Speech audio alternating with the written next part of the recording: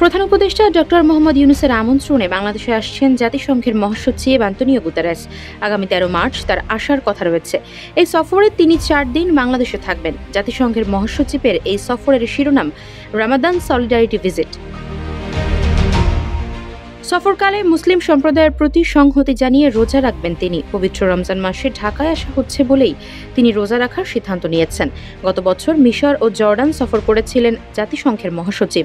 সে সময় মুসলিমদের প্রতি শ্রদ্ধা জানিয়ে ওই দুই দেশে রোজা রেখেছিলেন তিনি। এবারে রোজার শুরুতেই বিশ্বজুড়ে মুসলমানদের উষ্ণ শুভেচ্ছা জানিয়েছেন জাতিসংঘের মহাসচিব।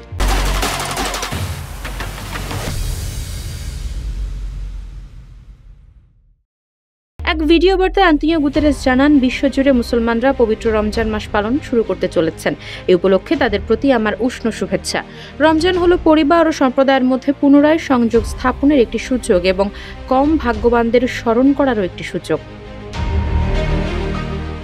গত ৭ ফেব্রুয়ারি নিউ ইয়র্কে জাতিসংঘ মহাসচিবের সঙ্গে এক বৈঠকে রোহিঙ্গা ইস্যু ও অগ্রাধিকারমূলক বিষয়ে প্রধান উপদেষ্টার high representative doctor Khalilur Rahman তার হাতে এই আমন্ত্রণপত্র তুলে দেন। সফরের আনুষ্ঠানিকতা ও কর্মসূচির বিস্তারিত পরেই প্রকাশ করা হবে বলে জানিয়েছে মন্ত্রণালয়। এটি হবে গুতেরেসের বাংলাদেশে দ্বিতীয় সফর। এর আগে ২০২৩ সালে রোহিঙ্গা সংকট জলবায়ু ইস্যুতে আলোচনা করতে ঢাকায় এসেছিলেন তিনি। আফসারা নাজ, নিউজ ডেস্ক, ইত্তেফাক।